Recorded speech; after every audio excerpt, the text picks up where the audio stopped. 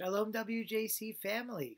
Shabbat is approaching. It's time to talk about this week's Torah portion, Behar, Behukottai. This Torah portion comes at the end of the book of Leviticus. We'll end the book this week, the middle book of the Torah. And as we come towards its conclusion in chapter 26 of Leviticus, we read a series of blessings and curses. I wanted to talk about the blessings and curses today because they are theologically, religiously, spiritually very difficult, particularly when we are living in a world that seems to be such a mess as we find it today. You might have said that about the world before the pandemic. Certainly now things seem to be quite the mess. And so the question is, why? Why did God give us this world that's such a mess? Are we supposed to interpret that this is somehow the curses come to fruition, that we did something wrong? The truth is, the world has always been a bit of a mess. Why didn't God give us a world in which it was easier just to be happy all the time? Why do we have to struggle so much? So chapter 26 starts with 13 verses of blessings. Right? If you will walk in the ways of my laws, and the word is chukim, which means even the laws that you don't understand, then all these wonderful things are going to happen. And then it switches in verse 14 to the curses, and it says, V'im lo tishme'u li v'lo ta'asu et kol hamitzvot ha'eleh. Right? If you don't listen to me and you don't do all of these mitzvot, all of these commandments, then it's going to go on to tell us all the terrible, messy things that are going to happen in the world because of that. Maybe not because of that. Rashi has a question about this verse. Many commentators do. What's the difference? It says, if you won't listen to me and you don't do my commandments, is it not doing the commandments, not doing the mitzvot, not listening? What's the difference between those two things that are disappointing God? So not doing the commandments, that's obedience. So Rashi says, what's not listening to God? It has to do with Torah study. Not listening is to study Torah and not struggle, not toil, not labor in the study of the Torah. So what does that mean? Why does our Torah study need to be such a labor? Why shouldn't it come easier? And not just Torah, life, everything.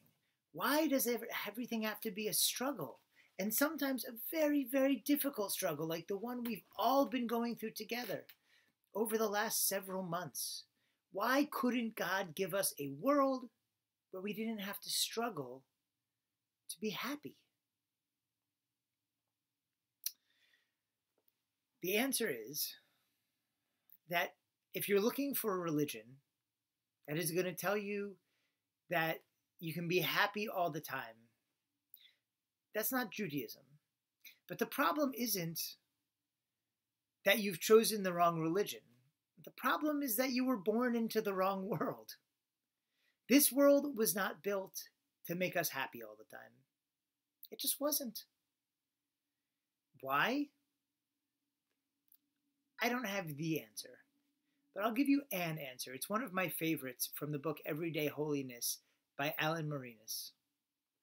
Right? What Marinus writes is that, so I'll tell you why I think it makes sense that God created this world the way it is, replete with all its difficulties.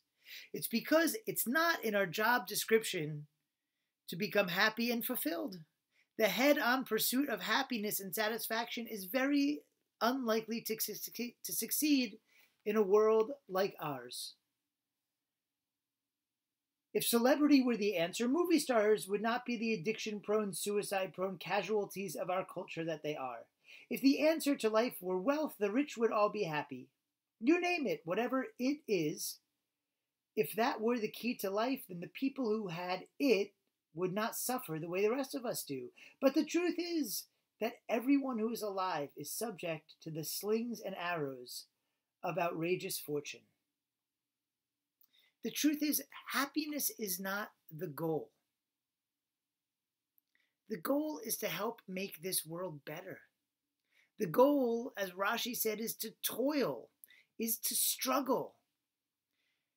The truth is that real happiness, true happiness, comes from the struggle. It comes from working our way through, fighting for what we know is right and good and worthwhile, caring about others, raising up the downtrodden, achieving despite obstacles, having deep and abiding relationships with those we love, deep friendships, and caring family relationships. We struggle to achieve those things. It's in that achievement where we find true happiness. Another hit of delight is not going to truly make you happy. The hit goes away and you're left empty. Pursuit of the material things that our culture tells us are going to make us happy, fame or fortune, wealth, those things also. Collect as much as you want. You can have those things and be happy, but having those things is not going to make you necessarily happy. What makes us happy is struggling and accomplishing.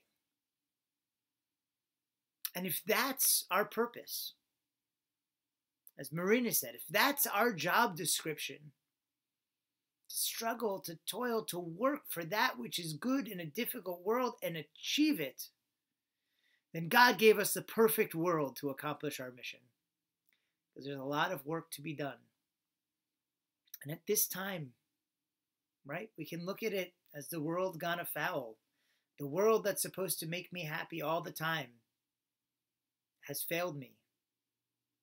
And therefore its creator failed me. But that is not how we look at it. We look at it that this is a perfect world because it's set up for us to make it more perfect.